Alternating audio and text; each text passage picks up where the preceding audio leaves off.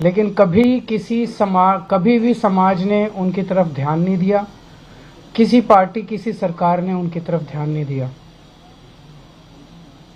आज जो योजना का मैं ऐलान करने जा रहा हूं, इस योजना का नाम है पुजारी ग्रंथी सम्मान योजना।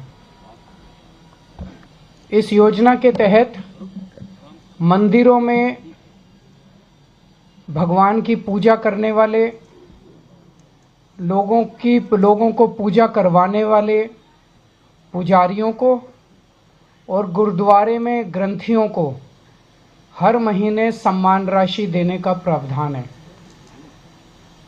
हम जानते हैं कि किस तरह से एक पुजारी हमारे सुख दुख सब में काम आता है।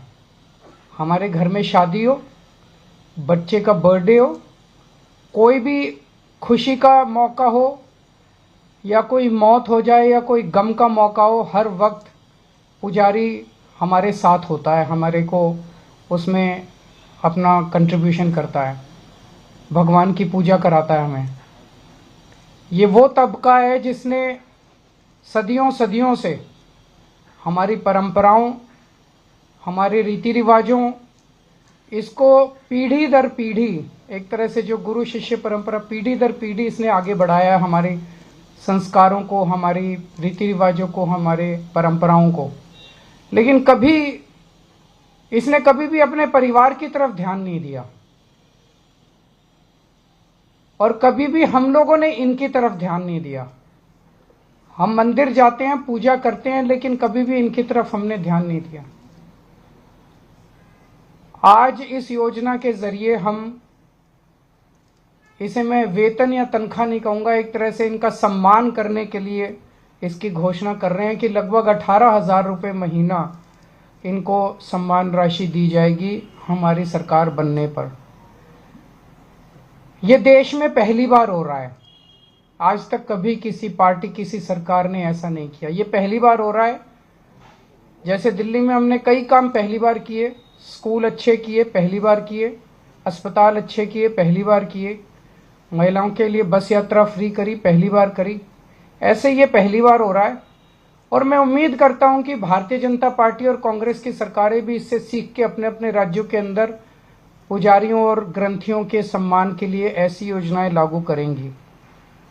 इस योजना का कल से रजिस्ट्रेशन चालू होगा।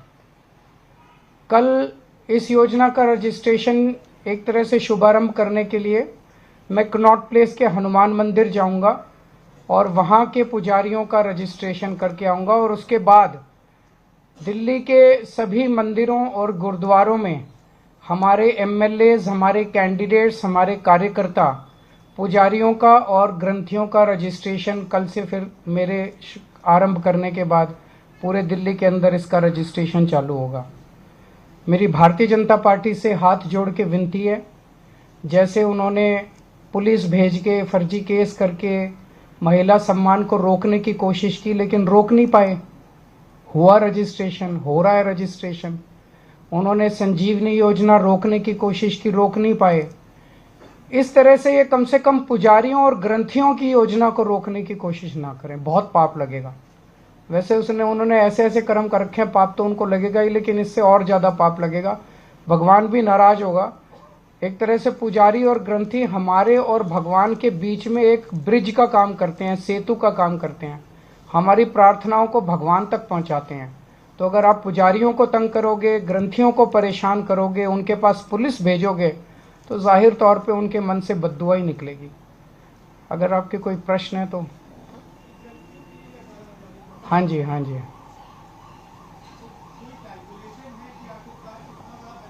जो भी होगा उसकी चिंता मत कीजिए, पैसे की कमी नहीं होने देंगे। जब रजिस्ट्रेशन पूरा हो जाएगा तो बता देंगे कि कितने लोगों ने रजिस्टर किया।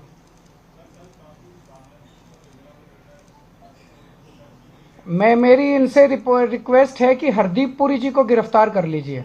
उनके पास सारा डेटा है, कहाँ कहाँ उन्होंने रोहिंग्यों को बसाया, उन्होंने ट्वीट करके बताया है। ये इतनी मेहनत कर रहे हैं, ज़रूरत क्या है, नौटंकी क्यों कर रहे हैं? हरदीप पुरी जी के पास और अमित शाह जी के पास सारा डेटा है, कहाँ किस रोहिंग्या को बसाया, वहाँ उसको कर लो गिरफ्तार। ऐसी नौटंकी मचा रखी है, मतलब इन्होंने कोई देश चलाना थोड़ी है, सुबह से शाम तक नाटक करते रहते हैं ये लोग। बहुत बहुत शुक्रिया।